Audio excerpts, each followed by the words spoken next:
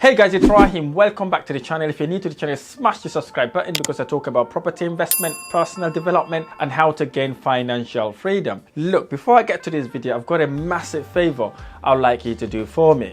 We've done a little bit of research. We've realized 51% of the people that are watching this channel have not smashed that subscribe button. If you know you're one of those, please, I encourage you to please smash that subscribe button and hit the like button so that future episodes are sent to you once we post them online. And also it helps the algorithm to push the videos to wider audiences as well. The more likes, the more views, the more subscribers I have, the more motivation we have to actually smash this channel in a good way and obviously bring lots of good valuable content for you as well. So do me that favor, smash the subscribe button, smash it now. I'm waiting for you to smash it. So thank you so much for doing that for me.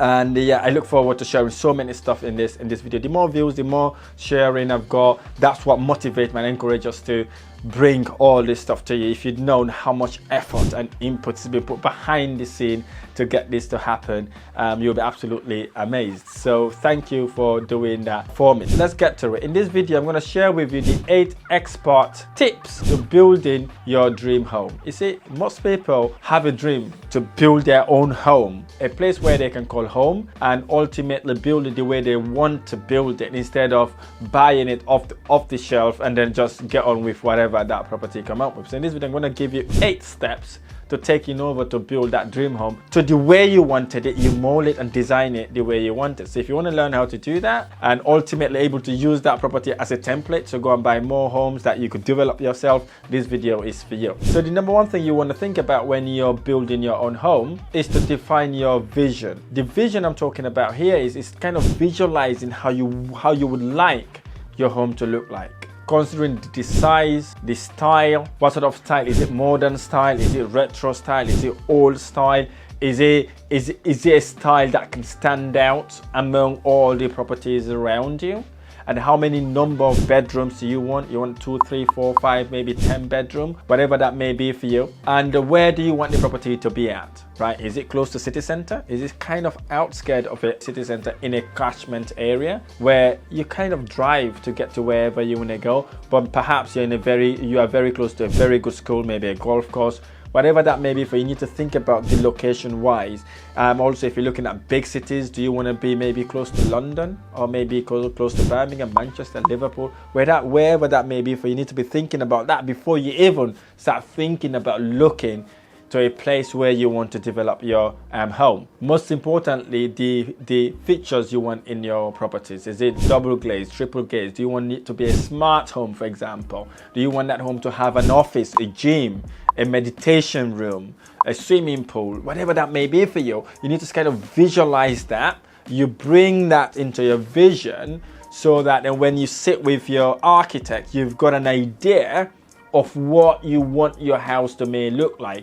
And then what then happens at that point, once you've got the vision, you start visualizing that, and then your architect will sit down and ask you various questions, and then he will then come up with an idea or a concept of how your home may look like, and then you can then tweak it, adjust it until it fits to the way that you wanted it to be. But important for you to know the number of rooms, whether you need an office, laundry room, what sort of style you want that property to look like inside and outside. You know, think about that, visualize it in order for you to be able to kind of understand what you want to get into. Number 2, set a realistic budget for your building costs. Determine how much you can afford to build that property. Most people make some mistakes where they only include the build cost, normal build cost, and the land cost if they were to buy that land. They forget to include like the road cost. Sometimes you need to build a little road or maybe parking in your property. Some of them tend to forget to incorporate any contribution you need to make to the council, overheating development costs like drainages and sewer costs and all that sort of thing. So you want to be a bit detailed here to ensure that you've got kind of an okay budget in order to start your renovation. Because you see, sometimes renovation, because people spend hefty money in it, only to realize the budget is way underestimated, and they end up having to struggle to raise that funds in order to complete their renovation cost. And I know most people say you will never get that figure right. I get you. You might not get the figure right, but you want to be closest to your budget as you can possibly can. Either under budget is what I would recommend you do, but never kind of set a budget, underestimate it significantly, only to find out you've got so many costs going that you need to kind of find a way how to raise that funds. If anything, overestimate your budget, your bill cost, instead of underestimating it, because obviously it gives you a cushion, and then set a target to spend below the budget you've set yourself. Number 3, choose the right location. You know yourself and your family more than anybody else, because you see, when you're building a house, you're kind of building a house where you probably want to live forever. Okay, so location is key. Look at the location and look at your lifestyle and try to bring that two together. Does that location suitable for your lifestyle, current lifestyle, and your future lifestyle? What do I mean by that? Do you want to be in a quieter neighborhood when you get older? Do you want to be in an affluent area when you get older? You know, perhaps you want to be thinking about things like that instead of, oh, I want to be close to the train station. I want to be close to the supermarket. I want to be very close to XYZ. So you want to be thinking about the long term, right? Because once you think about long term, that would then allow you to have a property or a home in a location where you'd always want to be in, whether you want to be there currently or sometime in the future. Vitally important for you to kind of understand the location part of it. And again, talking about location, do you want to be close to a city center? Do you want to be close to a bigger city? Or you want to be close to a bigger city, but you want to be in the suburbs in the bigger city, right? Because some people don't want to be where everything is happening. For example, if you want to buy a property in Cardiff, maybe you want to be in places like St. Fagan, Penrith, you know, wherever you want to be around that suburb that would allow you to actually live a comfortable life. Ideally, especially if you want to have children, maybe you don't want to be very close to the city center.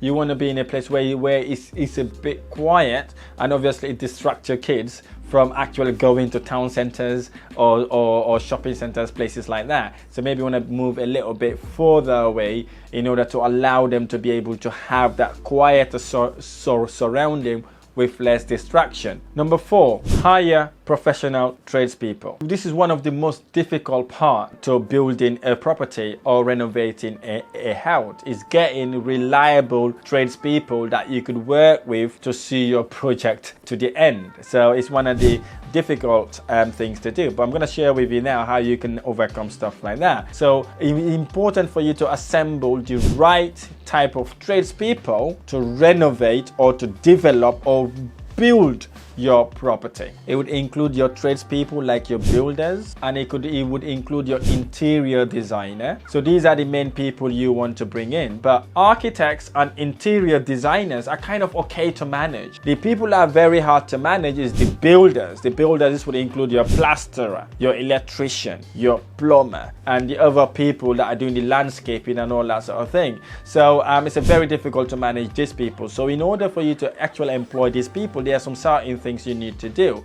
The first thing you want to do, you want to look for someone that have a track record. Someone has been a builder for maybe 5, 6, 7, or maybe even 20 years. So then you know they've got that track record. Once they've got a good track record, you can find out what the reviews are like. What are their reviews? What people are saying about them. So once you've seen what people are saying about them, the other thing you want to be thinking about is visiting them at site. See what is their work ethic. Are they tidy builders? Do they work with their subcontractors nicely? Are they kind of transparent person? Are they kind of responsible? So these are the sort of things you want to be looking at. Most importantly, before they get to start your job, you'd have to kind of do something that we call building specification. Okay, you need to have a building specification, to literally list each and everything they are going to do in that property. I know you're gonna tell them build it from start to finish. Important for you to say that, but sometimes having the building specification, getting your architect to kind of help you with that would really help draw a roadmap and understanding, and to avoid confusion on the development part of things, because sometimes this would unravel so many stuff by the builder coming around saying, oh, I wasn't meant to do that, and then you're turning around, you're meant to do that. It becomes an argument which will lead to maybe court or things like that. So you want to kind of determine that in the beginning. Here's the work specification.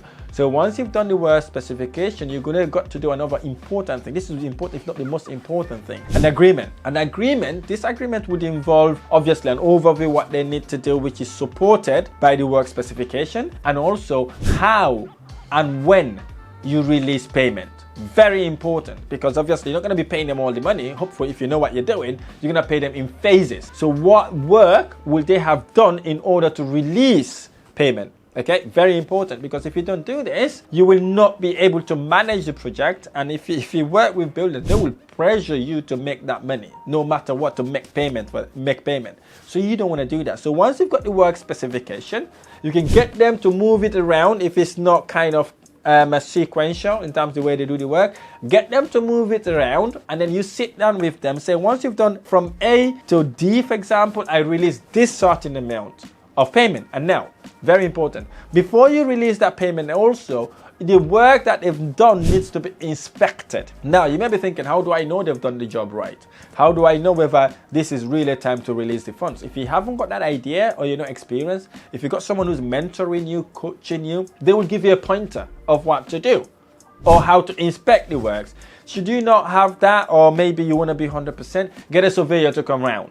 Get a surveyor to come round to inspect what they've said they've done, to ensure that it's been done according to your agreement, and most importantly, according to building regulation. Very important, because if the property you're building is not compliant, you may struggle to get lending on it. You may not be able to remortgage it, for example. So you need to make sure that you've got your architect to come around and have a look at it. You have a surveyor to come around and look at what they're doing. Once they checked all those boxes, and then you release that payment. Okay, you release the payment. Obviously, make sure you release the payment on time, and make sure then they're kind of happy and comfortable with what you're doing. And once they've done that, then you repeat that process. Here's the thing, write this down. The only time you pay them is when they've completed the job, and leave a massive chunk at the end. Okay, leave a massive chunk at the end of project. Don't leave 5%, don't leave 10%, because if you do, they will work and work and work and work until they got 90% of your payment. Guess what? They're going to another job, because they know they've only got 5% there. So 5% is not worth their time anymore. So make sure the work that they're doing correspond to the amount you're paying them. Okay, it needs to equate to that amount. Ideally, you need a quantitative surveyor to come round and tell you, look, this is what they've done, this is what I believe you need to release. And that way then, it is on a paper. Get your surveyor to come around, get them to sit together, say, if you've done this, I believe this sort of work has been done, this amount you need to release. And then they'll release that amount, knowing that that's what you've agreed at the offset. And then guess what? Then you get your surveyor to come around and inspect. If they're happy, you release the funds and leave a massive chunk at the end. You may be asking, how much is massive chunk, or what percentage is a massive chunk? The massive chunk could be 20%, right? 20%, leave 20% for the end. Say, okay, your final phase, your final payment is 20%, right? If you're like me, go for 40 or 50%. That's what I do. I pay you 50%, and then 50% when you completed all the work, right? And I held back about 5 to 10% for snags. You may be asking, what is snags? Snags is things that happen after they've done the works. Maybe they've missed to paint that door, they've missed to do that, or maybe the plaster is getting cracks, something like that. They can come around and do that before you release the 5 or 10%, and that could be held for about maybe 2 to 3 or maybe even 6 weeks in some occasions, to allow you that buffer in case things goes wrong. Number 5, plan for efficiency and sustainability. You know where we're going right now. Everybody's going energy friendly, environmentally friendly. Make sure you develop your property in an efficient way. Maybe you want to have lots of insulation. Maybe you want to have energy friendly materials for your property, something that can keep the property hot during the winter and at the same time make it cold during summer, and it is energy efficient, especially when it comes to the electric, lights, kitchen, bathroom, bathtubs, toilets, all that. So make sure it's energy friendly, and make sure your house is insulated in a way that also it saves energy significantly. Perhaps you want to have solar on your roof, maybe smart appliances that you can turn on and off from your phone. Things like that would really help you save bills as for when you finish your renovation. Number 6, most of us are actually building our houses because we want to personalize it, right? This is what you call personalization. Bring your personality into it, right? Make it really what you want. right? Because end of the day, that was the reason why you bought that land, to be able to build your property on, right? Don't go with what everybody's doing. You know, make your property looks good, make it looks amazing, make it become a home, make it be a home. Obviously, don't go too emotional, start spending lots and lots of money, but kind of personalize, especially if you're looking to live in this property for a very long time. You want to maybe widen the stairs a little bit, just in case you get elderly and you could not get the stairs. Literally, there's enough room to have a lift that will take you upstairs, and maybe you want to leave a little gap on the stairway for elevator as well, just in case you don't want to take the lift, you've got an elevator taking you to this first, second, or maybe third floor. So very important for you to personalize. If you're from a Mediterranean country from as well, make sure like it looks a bit of Mediterranean. If you're from Africa, make it look a little bit of African side of things. So literally you can bring that diversity in it, especially if you got a creative architect and a great interior designer. They will give you an ideas on how you can make your house really green, appealing, energy efficient, and look absolutely amazing. And in the entire process, you get to know it. Any tweak that they need to do, you get to know it and communicate with them effectively. Instead of criticizing, give feedbacks in a way that it's not upsetting to your builders, to your architect, or to the people that are working for you. Give them a feedback, listen to what they're saying. Say, how about if you do it this way? What do you think about doing it this way? What do you reckon if you can tweak it that way? That way is better than saying, no, don't do that. That's not the way to do. You should be doing that. No, don't use this sort of language. You want to be kind of diplomatic here, speaking in a way that you're working together instead of working against each other. Very important. Finally, number 8, which is one of the most important things. I think I've seen people literally get frustrated and literally get almost depressed during this process. The thing that you need to prepare for is delay and challenges. Okay, no matter how experienced you are, how many properties development you've done, or how many renovation you've done, you are going to face delays and challenges during the process. This is the time you need to be calm, understand the reason why it's delayed and what challenges are there. Get your power team, like your architect, your interior designer, your builders, to sit together with yourself and find a way how you can overcome that challenge. It may just be maybe something that you need to ask your architect, and they can give you an idea on how to resolve it. Maybe your builder just need to be tapped on the shoulder just to remind them what they could do in order to overcome that challenge. It could be planning challenges, it could be building regulation challenges, it could be even installing a beam in your property, or maybe a window. So whatever that challenge is, maybe don't take it personal, don't get frustrated, don't think they are stupid, they don't know what they're doing, and just try to put everybody together, because it's your project. You want to be managing them effectively to ensure you got your project to be complete. And if there's any delay, understand why it is delayed, because you may know it is going to be delayed anyways. Maybe materials did not arrive on time. Maybe one of the builders got sick. Maybe something else happened, right?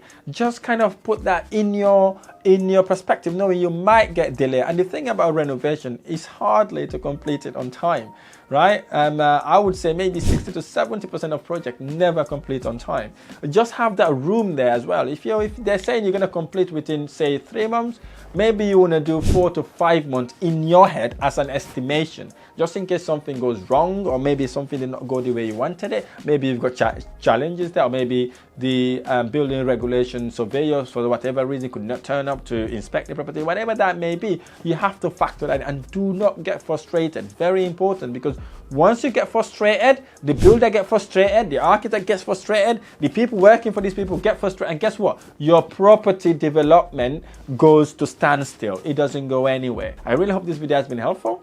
If this video has been helpful, smash the like button below, subscribe to my channel for more amazing videos. I look forward to sharing the next video. Thank you.